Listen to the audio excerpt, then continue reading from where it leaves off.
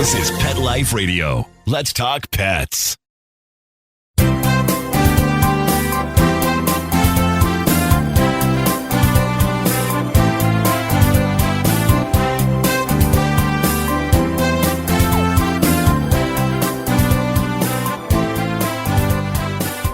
And welcome. You're here live with Dr. Jeff Werber, your host for the next 30 minutes here on Pet Life Radio's Ask the Vets, and of course on Instagram Live. Here for you, here for your pets. Talk about anything you want to talk about, though I have some things I want to talk about. But if you have a good question, it'll supersede what I want to talk about, no problem. So anyway, best way to get a hold of me is join me here live on Pet Life Radio. Go on to Pet Life Radio, click on shows. You can scroll down to Ask the Vets with Dr. Jeff. There is a Zoom link left for you there. Click on the link and you will be here joining me live. Make sure to have your pets with you. That'd be great. And we can talk about anything you want. Of course, here on Instagram, just do what you're doing. Send me a little note. I will get a hold of, I agree, Peggy Lane.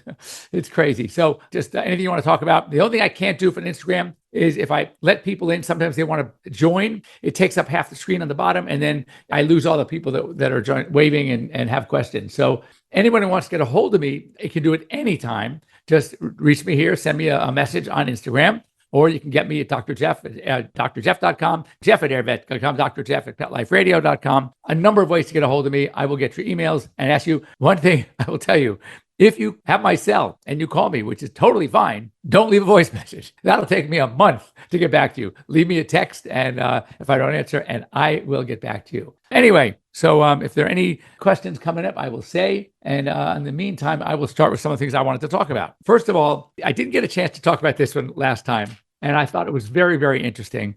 So it's called Dog Interactions Have a Positive Effect on the Human Brain. Now, we kind of knew that. There have been books written about it, the health benefits of having pets, et cetera, et cetera. And physical interaction with a dog activated, the prefrontal cortex of 19 study participants. But interacting with a plush toy didn't. There's clearly, it's not just the act of us cuddling something. There's actually some sort of interesting feedback that seems to happen. So I thought that's good. Volunteers were more attentive and emotionally engaged with the real thing.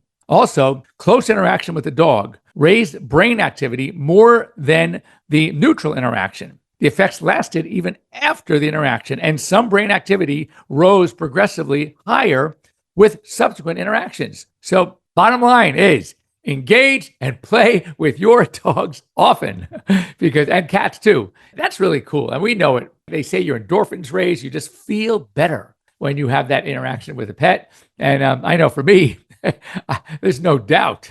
That's why I seem so happy all the time. So no, it's really great. What really makes this so real is the fact that there's now scientific evidence. There are doctors, there are psychologists and psychiatrists, and they're proving and they're measuring brain activity. And that's really cool when you can actually confirm. These are things that we knew anyway, but confirms it with science.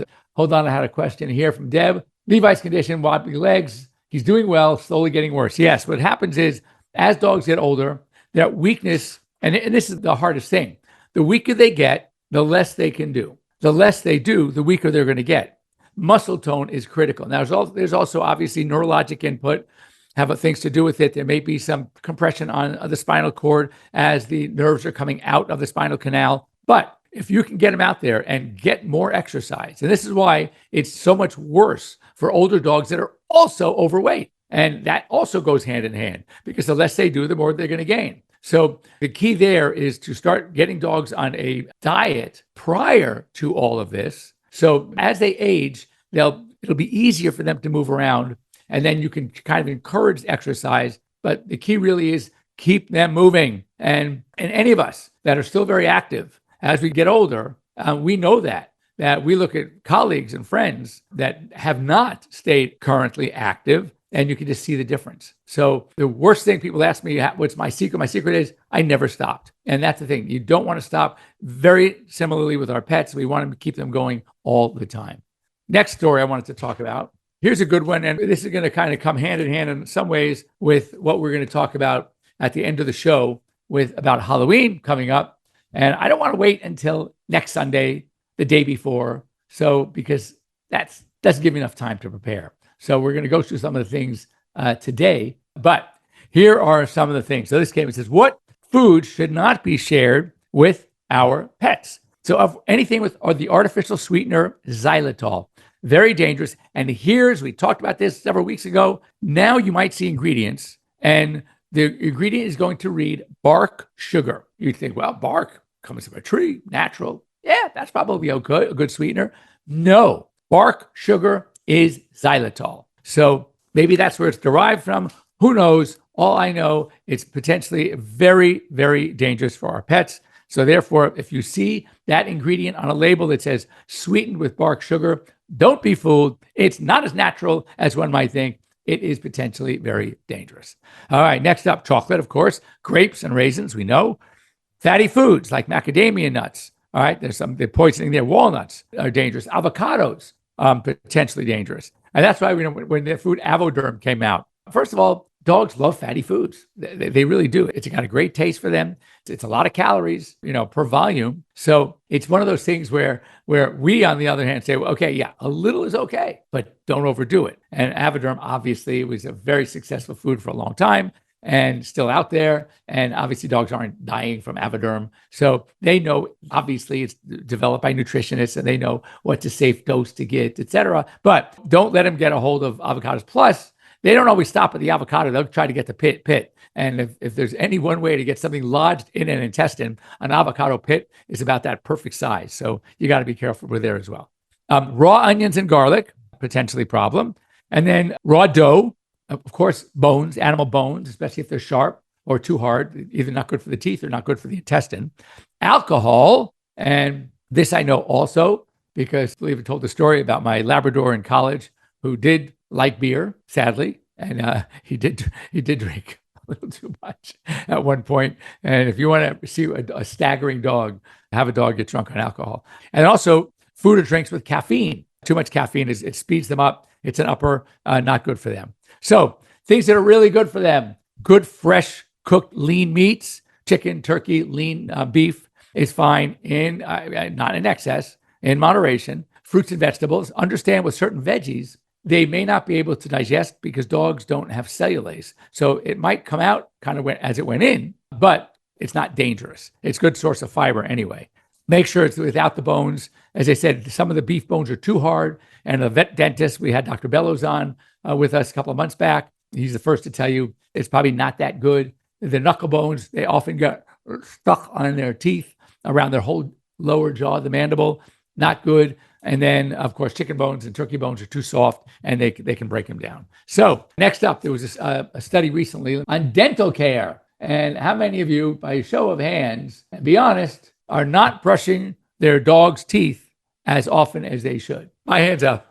So anyway, look, it's tough. But when you look at the progression of dental disease, it all starts with the plaque. And the plaque is the film left over from the food. And that is easy to get rid of with dental brushing, with brushing the teeth. You can get rid of the plaque.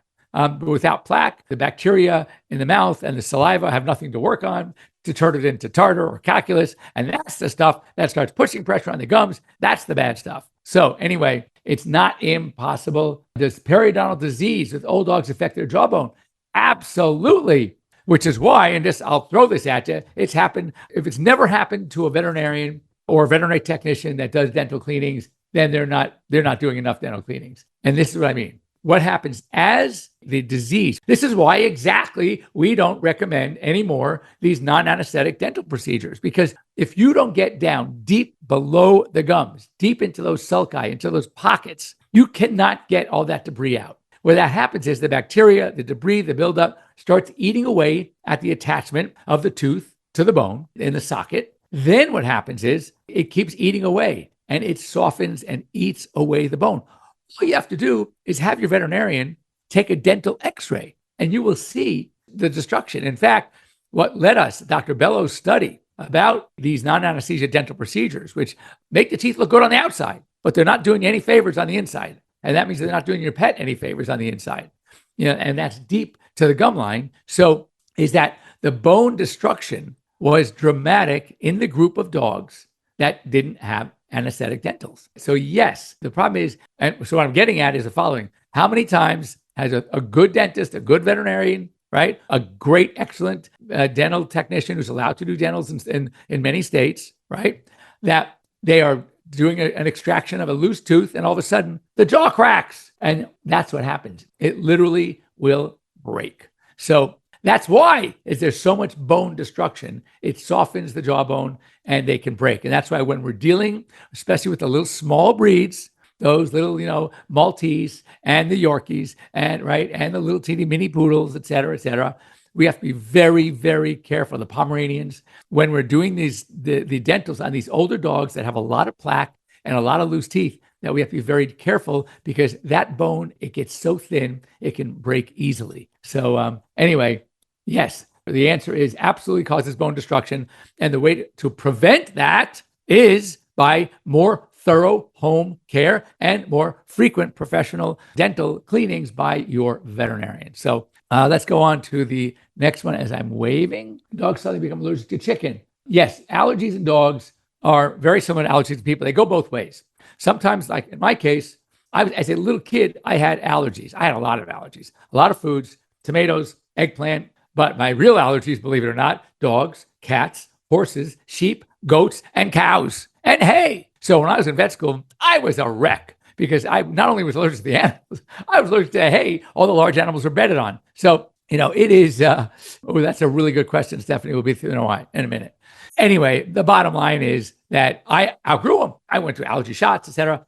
I think, and this is my theory, my self-theory, that just by being around these animals on a daily basis, small doses every day, I think my body, it was almost like getting a vaccine. It was almost like getting the allergy shots, which are giving small amounts, very small doses on a regular basis and allowing my body to build up resistance, build up antibody. So I think that's what happened. Who knows? Sometimes they just say, no, kid allergies, and they outgrow them. Now, when allergy hits as an adult, then they usually progressively get worse. So food hypersensitivity, food allergy, not as prevalent as everybody thinks. Maybe 10% of all allergies, probably less, are food related. But even still, yes, it can be developed later on, which is why when we recommend a diet that is called a novel protein diet, this is a protein that the body has never been exposed to before. And therefore, they probably won't have an allergic reaction. But in time, it could be 6 months, it could be a year. All of a sudden, that same dog that was allergic to something else like chicken could now be allergic to bison or to venison or to rabbit or to kangaroo or to salmon or to cod. All these other proteins now that are going into foods. And so, yes, it is possible to, as an adult, to develop allergies. Love this question. It's something I deal with on a regular basis. Stephanie, I have a 15-year-old Maltese, a good eater, blind, deaf, urinating in the house. When do we know when to put him down? Boy, this is, first of all, I'll preface, it's never going to be easy. Even when you consciously know it is the right thing to do, it's still going to be tough. I use a bunch of criteria, and it's okay sometimes with a dog like that to be a little bit selfish, because when that relationship, when you are literally chasing and following after your dog because they're defecating or urinating all over the house, all right, and you can't control it, and there's no longer that interaction where you both benefit from each other, then it's something to consider. Now, I've had cases where these are some of the questions I'll ask a client about their pet to help them. I can never make the decision for them. It's got to be their decision. All I can do is feed them some things to think about. And I even tell them, you don't have to answer yes or no to any of these. It's just things to start thinking about. Number one, when you look at your dog, do you feel sorry for them? Or your cat, all right? Do you feel sorry for them? Number two, do they seem to enjoy their days, their life? Are they just sitting and moping and sitting in the same position all day long? All right. Is there anything that excites them anymore? Are they still eating? That's an important one. Very important. Blind, deaf, that bothers you more than it bothers the dog. That I know. So that I wouldn't know. I wouldn't consider that. Here's one. Answer this one. Is your dog living or just existing? That's something to really think about. When they're just there, yeah, they're breathing, their heart's still pumping, but are they really there? Are they really the same things that would, turn them on, get them excited? Do they get happy when you come home? Do they get happy when they see that ball? Do they get happy when they see their food? They run into the kitchen. I mean, all these little things are things to think about. If this were grandma, would you be considering full-time nursing care or a home or hospice? When we get to these points with our pets, we're always going to outlive them. I mean, unless you have a parrot that you bought when you were 50, then probably that parrot's going to outlive you. But typically with our pets, we outlive them. And we're going to be faced with these decisions many, many times in our lives. And here's one thing to really think about. And I learned this, another guest on our show, Danny McVitie, a couple of years ago, and she has Lap of Love, that they do hospice and home euthanasia. And she said, you can never make the mistake of saying goodbye a little bit too early, but you can make a terrible mistake by waiting too long. Bottom line is, for all the wonderful years that they've given us and all the joy and happiness, hopefully, as they're really tough, but they shouldn't suffer for a minute. And so that's another thing. You don't necessarily want to keep waiting and waiting. If you're getting to the point where it's just, they're not happy, then I always say euthanasia, yes, it's tough. It's not a bad thing. If when done at the right time, under the right conditions, it's a wonderful gift that we can give back to them for all the tremendous, wonderful years they've given us. So those are the things I like to think about. And I hope that helps, Steph. If you have any more questions, certainly feel free to reach out to me and we'll help you get through this. It's tough. Okay. Pet insurance, good or bad? I wonder how many of you have pet insurance? I am torn, admittedly. I am very, very torn. I will tell you that some of the associations I often make is pet insurance is like a Las Vegas casino. Really? What do I mean by that? Well, think about it. Who wins at a casino? The house or the player? Well, look around. Walk into a casino or the many, many, many, many casinos in Vegas. You think they're making a couple of bucks? I think so. Now, has anyone I have at one, I'm not a gambler, but I've had a lucky night, throw a couple of bucks down on a blackjack table and win some money. But is that the norm? The longer the play, the longer you're probably going to lose. So my feeling is that with pet insurance, there are actuarial tables, and they're taking your money. They know pretty much to the penny, to the dollar, how much a person is going to spend on this breed of dog at this age, et cetera, and they make sure their premiums are going to cover that. Now, what are they doing with those premiums? Besides the fact they are going to always look for reasons not to pay. And I've heard stories of clients of mine, dog had cancer, paid $12,000, $13,000 collected for insurance. That's great. That's the guy who goes to Vegas for a great weekend and just gets lucky and wins. Is that the norm? No, it's not the norm. If it were the norm, with only about 2% of pet owners in the United States having insurance for their pets, why are there so many darn insurance companies? Why? Because they're happy as can be. And there are new ones popping up all the time. So they then take all your premiums because you don't need it every day. And they are now investing your money into something to make more money. So even if you do have that $10,000 payout and you got it and I got it, I won, right? It wasn't even your money. It was their money that they made on your money. So overall, I have my hesitation. However, you got to do something.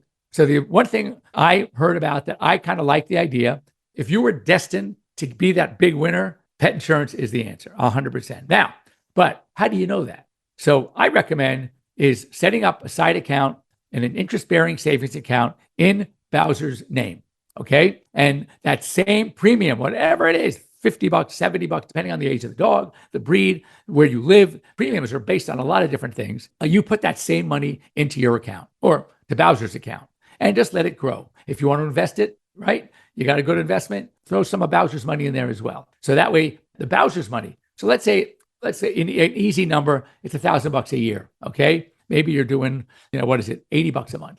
Let's see, no, even less, probably $60 a month. $50 a month is going to give you $600 a year, right? So, and then you get, 70 is $840. Yeah, it might be $80 a year. So now what you do is take that money and just let it grow. Don't spend it on wellness care. And then, so at the end of the year, you have 1,000. And then next year you have 2,000, a little bit of interest. Next year you have 3. In 4 or 5 years, you got $5,000, right? Sitting, waiting to be used if you need it, if you have that accident, if there's that illness.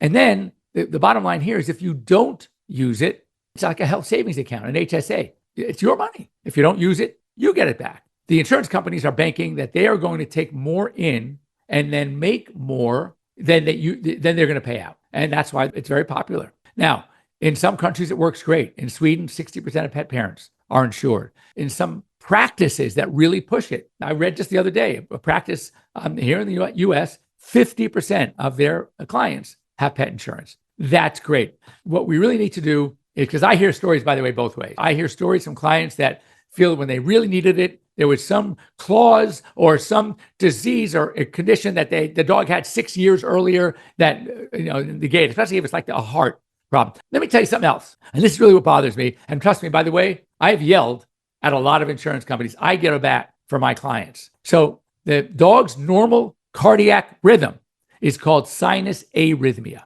Well, this young doctor doing her initial exam on a puppy at Elsewhere Animal Hospital, not to be mentioned that the dog had an arrhythmia. That's normal. It was a puppy. I heard the dog afterwards. It was 100% normal sinus arrhythmia. And when she went for insurance, they said they are not going to cover any cardiac illness. It's ridiculous. All because a doctor wasn't very clear that this is a normal type of rhythm in a dog. It's called sinus arrhythmia. So anyway, these are little things that bother me. So, and then you have to jump through hoops, writing letters and another exam and getting a third opinion.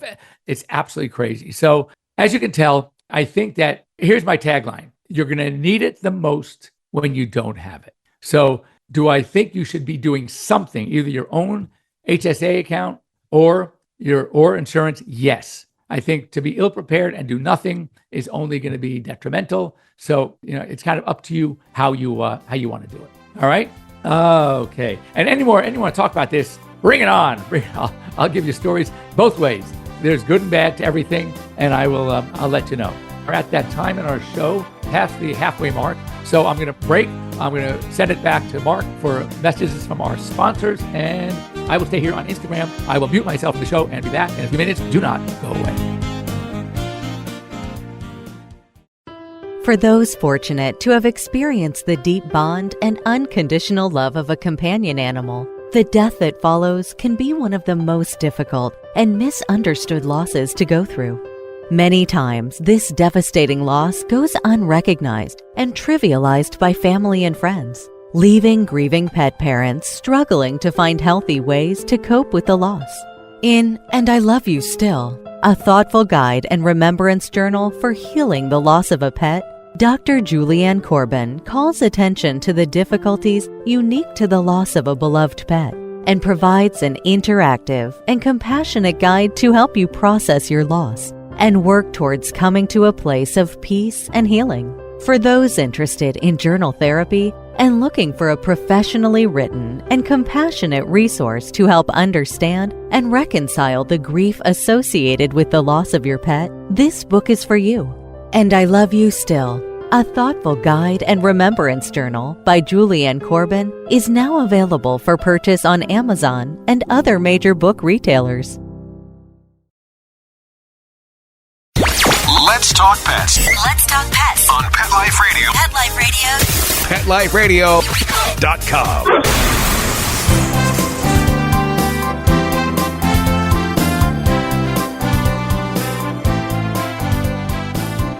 And we're back.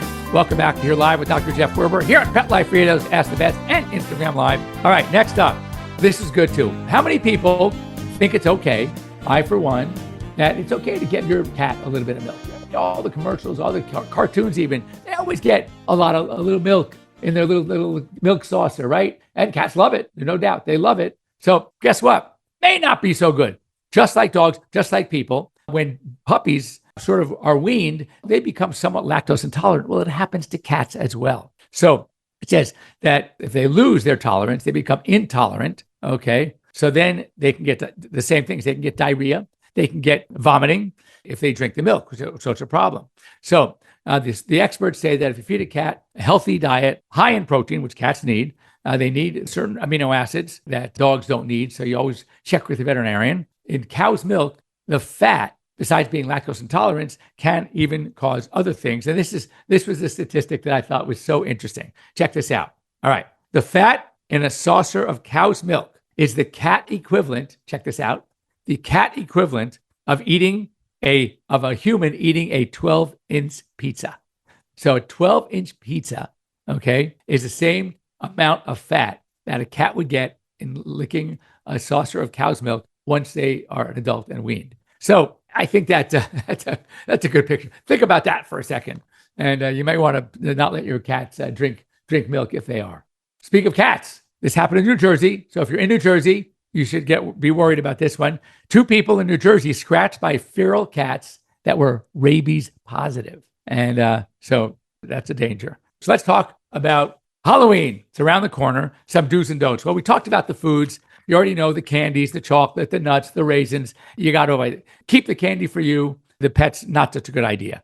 So also, just know that if your dog does eat something, and another thing you have to understand, they don't stop at the candy. They're going to eat the whole wrapper. They're going to eat everything. And they're not going to stop at one. So if they have access to a bowl, not only they can eat all the wrappers, they can eat all the candy. It's the same problem we have with dogs who get a hold of marijuana-based products, which is huge. So anyway, the xylitol we talked about, anything sugarless gum, sugarless candies, the treats, sugarless peanut butter, if it has xylitol or now bark sugar, something to be avoided. Also things like with sticks, or there are certain candies that are on like a string, you wear them around your neck, the kids do, and they eat them off. That string is potentially very dangerous to a cat. So it's called a string foreign body. Again, you want to avoid that at all the yard. Now, keeping pets in the yard, even the week before Halloween, may be somewhat concerning. There are a lot of weirdos out there, a lot of weirdos that do very bad things to cats. So especially black cats. And one of my cats, I have 5, is a black cat. They don't go outside, period. But I would be extremely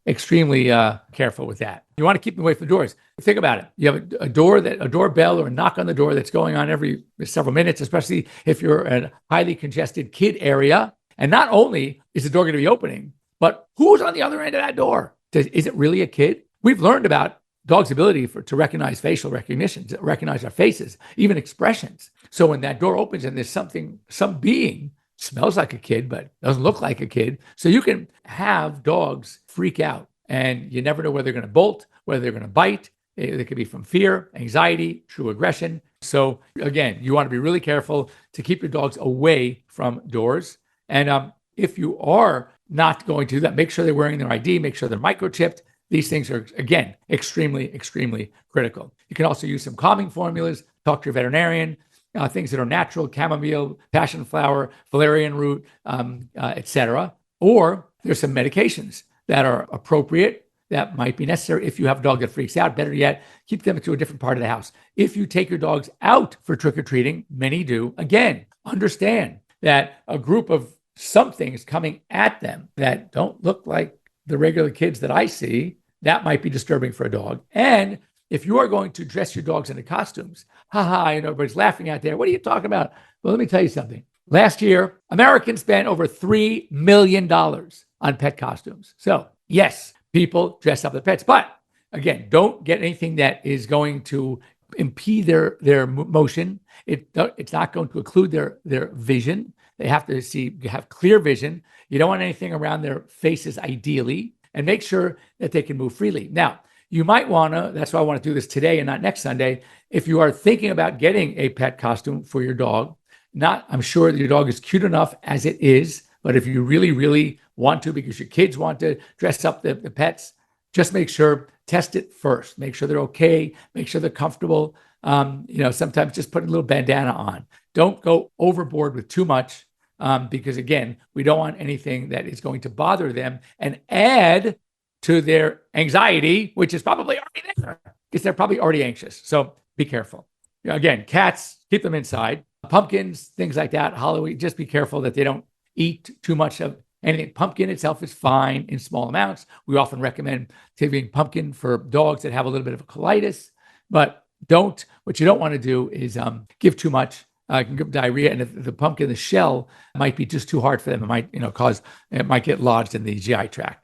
Of course, fire, candles. If you're going to have a jack-o'-lantern, if you're going to have a pumpkin with a candle in it, be careful, because if a dog or a cat knocks it over, it could have obviously be dangerous for them, but also even start a fire. And it's not going to start a family, it could start a fire. And then also, if you have one that plugs in, again, we talk about this around Christmas time with trees, with Hanukkah time with the lighted menorahs, that electric. Make sure that if you're going to have a regular 120 volt plug, that it is well covered, or look for those that have a 12 volt transformer converting the 120 volts down to 12. And then if they chew into that cord, it's not going to shock them. And that's it. So if you have any questions about any of the stuff, or let me say, there was one other question about a brush for a particular Jack Russell Terrier. I like this. It's a wire slicker brush because you don't need a comb for those. You just need a wire slicker brush. It's those rectangle brushes, got a little handle, and the wire bristles come down and they have a little bend at the very end. So it's straight with a little bend.